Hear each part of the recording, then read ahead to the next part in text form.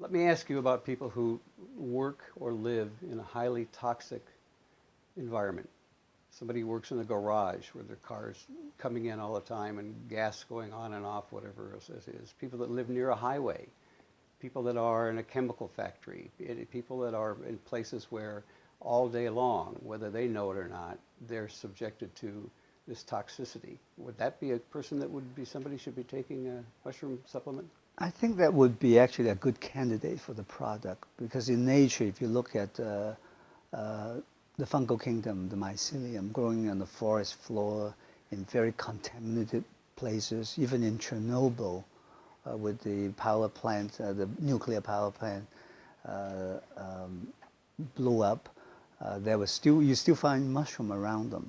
I think what the mushroom community in the form of this mycelial mass is they would sacrifice part of the mycelium, excrete certain protein, going through a chelation process to render the toxin to be inactive so that they can survive.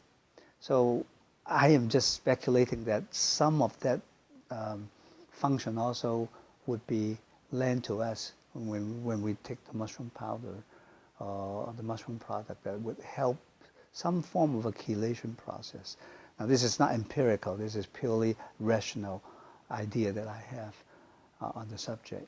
But looking at mushroom, they are able to really, some practitioner would use mushroom as a detoxification material.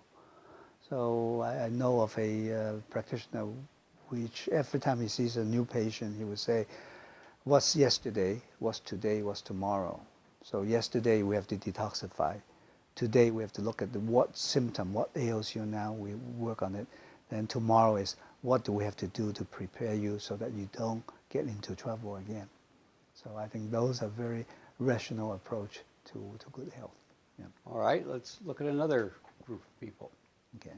One of the fastest growing groups in our country are people who are over 65 years old. I mean, our life expectancy has been increased quite a bit. A lot of those people end up 15 or 20 years of being kind of ill along the way. Mm-hmm. But they're subjected to much more to be a candidate for something to happen in that area.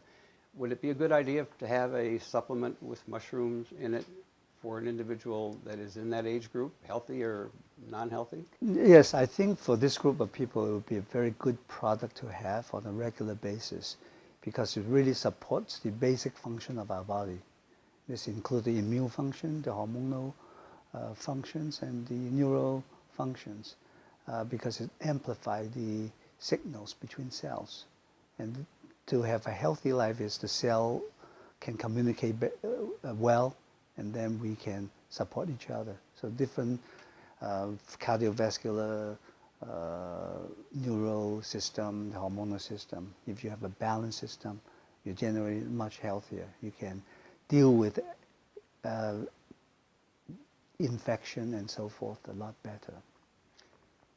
What about individuals who work in very under high stress circumstances, whether it be someone who teaches 12 hours a day, 6 days a week, a nurse, somebody on the front lines in the Army? What about people that are under stress most of the time while they're working? Would it be helpful to that individual to be having a mushroom supplement that they take on a regular basis, or part of their? Yeah, I think people under stress and hostile environment, usually they express different level of hormone, and that actually affect their normal function, so that they are more susceptible to infection and so forth. And so it's, again, the balancing effect of mushroom that can help the body. So you overly excreting certain hormone because of stress, somehow there's information in there to tone it back down.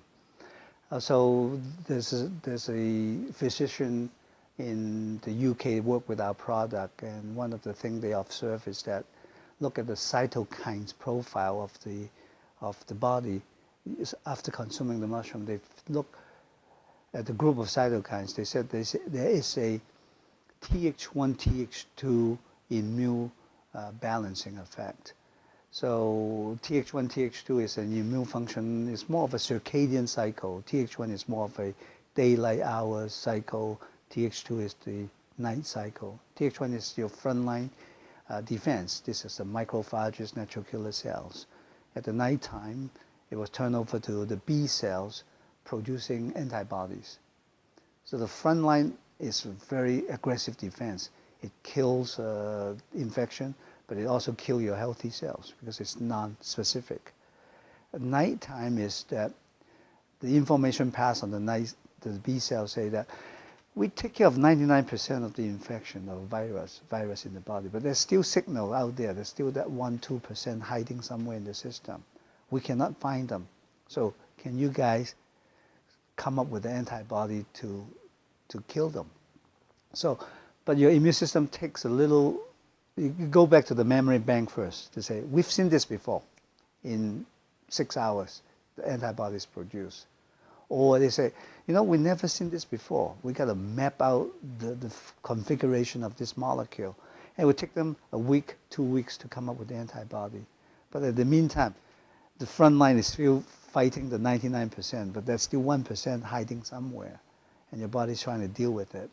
So after 2 weeks, the antibodies produce, and all of a sudden, you wake up in the cold sweat, and you say, oh, I feel better already. And it's that aspect that we think the importance of this balance. And so when you have a viral infection, for example, the virus, because they want to stay in your body long enough for you to spread the virus to your compatriots, to the other people you come in contact with, they will shift your system to the longer duration. Usually they would take the risk of the Th1 because they know they find a place to hide. You only can kill 99% of it, but they have a better chance to survive for a few more days, enough for you to spread the germs.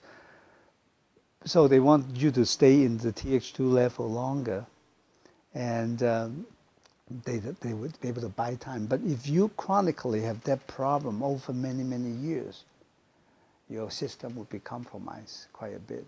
So if you can bring it back to the Th1, Th2 normalcy, then you will have a much better chance of having a healthy prospect of living. And so I think that's important. It's a complex system, but that's within us. It's the wisdom in our body.